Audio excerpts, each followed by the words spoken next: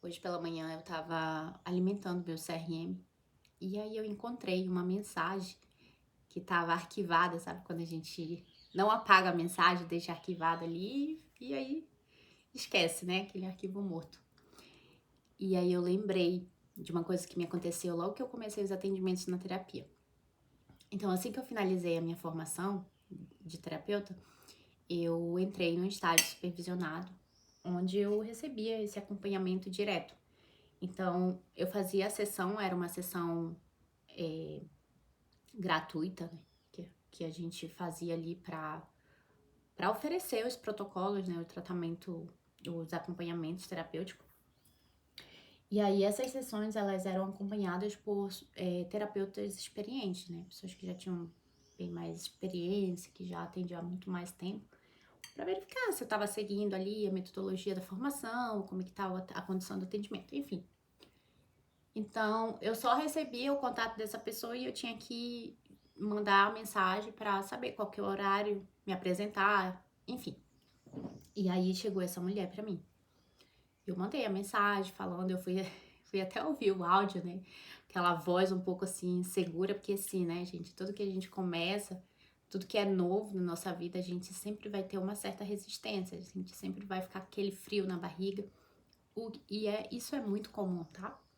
E hoje eu resolvi compartilhar essa história porque ontem eu assisti também um vídeo, fui colocar um conteúdo lá no TikTok, e aí apareceu um vídeo de uma moça, assim, revoltada, falando que ela não indicava terapia, porque ela tinha feito por muitos anos terapia e que ela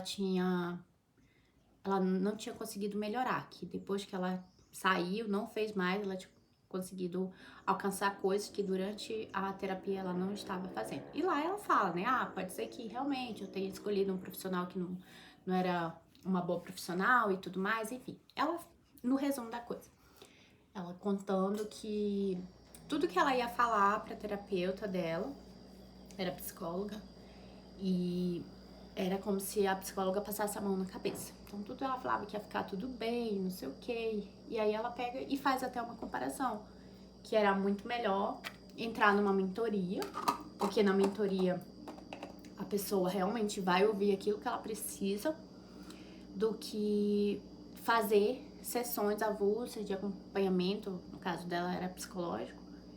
Enfim, eu sei que no final ela falava assim, né? Ah, se você quer ter um bom resultado, se você quer ser rica, então faz terapia com uma psicóloga, com uma terapeuta rica.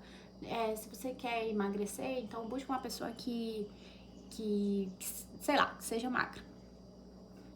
E aí eu confesso que na hora eu dei até vontade, assim, de fazer um comentário ali, né?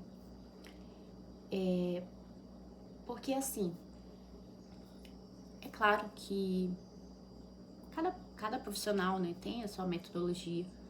Então, assim, eu já sou especialista em psicologia positiva, né? É um curso de especialização, mas a gente sabe que a aplicação da psicologia, legalmente aplicada, é diferente do que quando a gente faz uma formação de terapia, né? Quando você vai ser um terapeuta alternativo, vamos falar assim.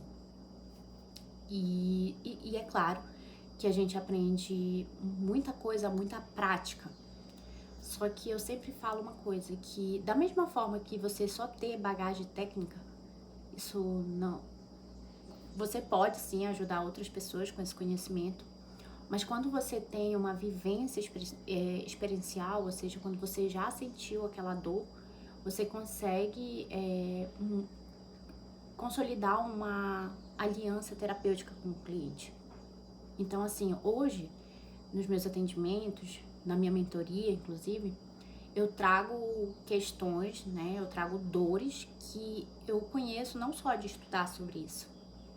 Eu conheço porque eu já senti.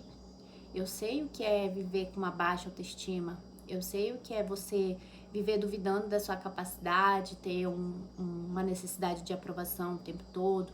tudo que você faz é porque você quer ser vista, você quer ser reconhecida. Então, assim, eu conheço essa dor de perto. E eu sei que essa é uma dor de muitas mulheres. E muitas vezes a gente tem essa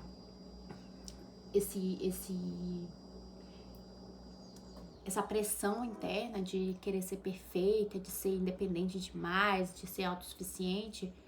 Só que chega um momento da nossa vida que isso fica extremamente exaustivo. Então, eu fiquei pensando, eu falei, poxa, é até injusto, né? Porque, primeiro que aqui existe um ponto muito importante de não comparação. E eu não esqueci da história, eu vou voltar lá pra história, tá? Mas por que eu tô trazendo esse ponto? Porque quando a gente começa, tudo que a gente vai começar na nossa vida, a gente começa aos poucos. Então, sim, eu me capacitei muito, eu investi muito em formações, né? Por isso que eu fiz a formação de terapia, né? Uma formação que tem uma condução, e aí dentro dessa condução eu conheci um pouco, né, de uma forma um pouco mais rasa sobre neurociência, e aí eu quis me aprofundar nisso, então eu fui fazer uma especialização, porque eu já sou graduada, então eu fui fazer uma especialização, porque assim, gente, é claro que é muito importante, né, a gente ter uma graduação em psicologia, são 5 anos, e aí você tem muita vivência técnica. Eu lembro que quando eu fui escolher a minha graduação na época, eu fiquei entre a administração e a psicologia. Então, na época, como eu tinha aquele pensamento muito formado de CLT, e eu sempre almejava cargos altos, então eu queria entender. Na época eu não tinha essa visão, né, a ambição de ter o meu próprio negócio, de empreender nem nada, mas eu queria ser uma executiva de alto padrão. Então na época ali, em 2012, 2010, ali naquele período, a psicologia ela era muito focada, a psicologia organizacional. Então a maioria das pessoas faziam a graduação de psicologia, muitas delas iam, principalmente na minha região, tá? Tô falando isso aqui um pouco da minha vivência. E atuar na área de RH, para fazer ali aquela parte de seleção de pessoal, né? Recrutamento de seleção, enfim, treinamentos, a parte organizacional.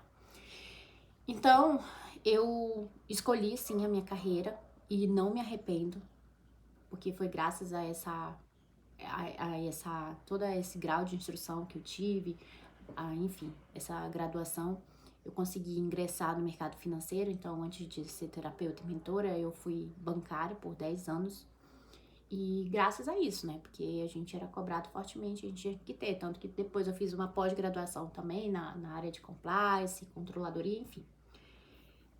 Então, assim, eu sempre busquei muito essa parte do conhecimento técnico. É isso que eu quero trazer. E, claro, tive muitos bons frutos com isso, né? Então, tudo que... A maioria das coisas que eu construí na minha vida foi graças a esse trabalho, a partir disso tudo. Então, quando eu recalculei a rota e aí eu vim para a área de desenvolvimento pessoal, eu tive que recomeçar. Então, muitas vezes eu ficava sofrendo porque eu tinha uma resistência muito grande com o digital. Imagina eu estar aqui contando sobre isso aqui, conversando como se tivesse uma pessoa aqui na minha frente. Então, eu tive que aprender, porque eu era muito resistente. Eu nem tinha rede social, para falar a verdade. Eu tinha um WhatsApp, que na época a gente usava muito o status, né? E depois eu criei um Instagram, mas pra mim era só uma perda de tempo. Eu não imaginava, assim, como que, de fato, o Instagram é uma via, né, de a gente se comunicar, de levar nossa mensagem, fazer as pessoas nos conhecerem e, claro, divulgar o nosso trabalho. Então, eu tive que aprender tudo isso. E foi, assim, bem resistente. Mas o que eu quero dizer, assim, que quando a gente começa algo novo, seja uma transição de carreira, seja você tá se recuperando de um rompimento de relacionamento, ou até mesmo você perdeu o emprego, enfim. O que aconteceu na sua vida, tudo que exige um recomeço, você vai se sentir segura em relação a isso. Às vezes você vai se sentir completamente perdida, como se você não tivesse uma perspectiva de como que vai ser, como que você vai conseguir lidar com aquilo. Mas, gente, nós além de sermos seres muito inteligentes, nós temos algo que é maravilhoso, que é a adaptação, tá? Então, eu sempre gosto de citar essa frase do Darwin, que ele falava, né, que os sobreviventes, eles não seriam os mais inteligentes, e sim os mais adaptativos. Então, hoje, com a situação que está acontecendo com você, talvez você não enxergue a luz no fim do túnel. Talvez seja demais para você isso, tá? Por quê? Porque você tá só focado na falta. Você tá olhando para isso como uma perda. E pode ser uma perda para esse seu momento, mas o que eu quero dizer é que existe vida após isso aí que tá acontecendo na sua vida agora. Então, assim, eu vim pro desenvolvimento pessoal por conta de uma experiência própria. Então, eu passei por processos emocionais, fiz acompanhamento psicológico por 4 anos, passei por psiquiatra, tomei ansiolítico. E assim, eu tava no nível da minha vida que eu, sinceramente, eu tava sendo negligente comigo mesma. Tanto que eu sofri um acidente de carro, né, o carro deu PT. Eu tive só algumas escoriações, só que eu tava com uma amiga, essa amiga ela teve danos, então ela precisou fazer 2 cirurgias. Depois eu tive um coma alcoólico, então assim, eu já tava vivendo, aliás, eu não tava vivendo, né, eu tava sobrevivendo.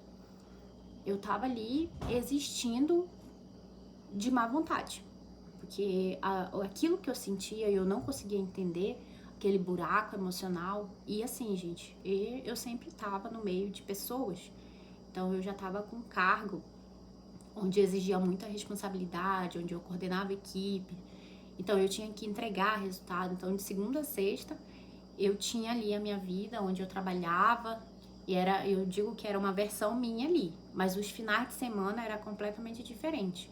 Os finais de semana para mim era uma válvula de escape, então tudo que eu queria fazer para me sentir livre, para tentar amortecer todo aquele descontentamento com a minha vida, eu buscava ali. Então eu bebia muito, saía, ia para as festas. E aí eu fui fazendo isso por um bom tempo. Só que, gente, quando a gente tá vivendo esse processo de desconexão com a gente, nada vai estar bom na nossa vida. Não importa o quanto você ganhe, não importa as mesas que você senta, sabe? Não importa o que você faz da sua vida, vai existir um momento onde parece que tem um vazio tão absurdo que nada preenche. E, de fato, não vai preencher. Porque quando acontece isso, essa desconexão é de você, mas é também a desconexão da fonte. E aqui não trazendo religiosidade, mas eu, como cristã, eu acredito muito. Eu acredito em Deus, eu acredito que Ele é a nossa força, é o que nos conduz. E eu acredito que a nossa ligação com Ele é como a mesma ligação que nós temos com a gente. Então, quanto mais afastado de nós vivemos, mais afastado de Deus a gente também fica. E mais afastado das outras pessoas também a gente fica, porque a gente usa as pessoas apenas como uma função. Então, se eu tô num relacionamento, eu não quero sentir esse desconforto, eu acabo me tornando uma dependente emocional daquela pessoa. Eu projeto todo aquele meu descontentamento, aquela falta de amor próprio no outro. Eu quero que o outro me ame, eu quero que o outro me aceite do jeito que eu tô. Por quê? Porque eu não tenho esse amor suficiente para me dar. Logo, o meu valor ele vai estar condicionado ao que o outro me dá, ao que o outro faz para mim. Então, eu tava vivendo nesse nível de vida aqui. Então, muitas vezes eu entrava em relacionamentos que não era aquilo de fato que eu queria, mas por uma questão de que eu não queria sentir aquela solidão emocional, eu acabava ficando. E esses relacionamentos eram tóxicos. E eu também me tornava tóxica com isso. Então, isso foi ganhando força. E aí eu já tava com vários traumas e eu não conseguia tratar isso no meu atendimento psicológico, tanto que eu nunca falei sobre o que tinha acontecido, porque pra mim existia uma parte de mim que sentia vergonha e uma outra parte que sentia culpa. E eu sempre falo, gente, que toda vez quando a gente esconde a sujeirinha pra baixo do tapete, vai ter uma hora que essa sujeira ela vai voltar com muita força. E foi o que aconteceu comigo. Então, eu levei muito tempo pra realmente entender que o que estava acontecendo comigo era tudo reflexo de coisas passadas, de coisas que eu não conseguia falar sobre aquilo, de que eu não conseguia aceitar na minha vida. Então, eu estava me rejeitando. E aí, naquele momento, o trabalho era algo muito importante na minha vida. Então, eu tinha uma imagem, eu tinha uma carreira. Só que eu comecei a ficar muito agressiva. E eu não consegui ter gestão emocional, inteligência emocional dentro do meu ambiente ali organizacional. Então eu não conseguia mais falar, né, com a minha equipe, falar de forma que a gente consiga trazer harmonia ali pro grupo, né? Então eu sempre falava num tom como se fosse obrigação das pessoas fazerem aquilo. É muito complicado, mas assim, eu não quero entrar. O que eu tô querendo dizer é que, assim, chegou um momento na minha vida que todo esse descontentamento, tudo que aconteceu, ele acabou reverberando para todas as outras áreas da minha vida. Porque essa frustração, essas expectativas que não eram alcançadas, porque nunca ninguém vai dar algo para você se você não pode se dar isso. É claro que hoje a minha mentalidade, né, me ensina isso e eu consigo me colocar no lugar da mulher que ela tá passando por essa mesma dor. Mas por quê? Porque eu entendo esse sentimento. Eu conheço essa dor. Então eu troquei tudo, né? Mudei de cidade e primeiro ponto, eu sempre fui uma pessoa muito afastada assim da minha família. Até mesmo quando a gente morava na mesma cidade, eu raramente ia assim na casa da minha mãe, no caso ali. Era aquela coisa, né? Eu não queria dar preocupação. Eles olhavam pra mim e sempre achavam que tava bem, porque afinal eu nunca fui uma pessoa de dar trabalho, né? Com meus pais, pra ninguém. E então tava tudo certo. Mas dentro de mim só eu sabia o caos que eu vivia. E aí eu tive um relacionamento. Nesse relacionamento a gente foi dividir, né? Ali a nossa convivência junto. Crescemos muito. A gente construiu a empresa juntos. E aí depois de 5 anos isso não deu certo, né? Objetivos diferentes, quebra de confiança e tantas outras coisas. Depois disso, eu tive que reaprender. Foi um outro momento da minha vida que eu precisei me readaptar, porque na época eu já tinha essa dependência emocional, então por mais que eu trabalhasse, tinha meu dinheiro, mas tinha coisas, tinham decisões que eu não conseguia tomar sozinha. Então, se eu não tivesse aquela validação, aquele, ó, tô aqui contigo, a gente tá junto, vamos lá, eu não conseguia fazer sozinha. Então, eu sempre tive muito medo de me arriscar, sempre tive medo de, por mais que fosse algo que seria algo bacana pro crescimento, para ir pro próximo nível, eu sempre ficava muito receosa. Então, eu sempre fui muito cautelosa. E depois eu descobri que esse medo, às vezes eu tinha um recurso, mas eu acabava vivendo na escassez por conta do apego. Então, a escassez, ela pode se dar de duas formas. Quando você realmente não tem e fica buscando esse reparo, e quando você tem e você vive como se você não tivesse. Então, você não quer soltar aquilo, você tem medo de perder aquilo, você sabe que não foi fácil você ter alcançado aquilo. E agora que tá ali, você fica com medo de usufruir aquilo. Isso também é escassez, era o que acontecia comigo. Então, quando eu separei, eu realmente tive que me readaptar novamente. Então, foi uma separação bem turbulenta por conta dos bens, né? Então, a gente construiu muita coisa junto, mas no final das contas eu saí, como diz a minha mãe, com a mão na frente e outra atrás. Porque a minha paz naquele momento era mais importante do que o que a gente tinha. Claro que depois eu tentei reaver alguma coisa, mas não teve sucesso e eu falei, tá bom,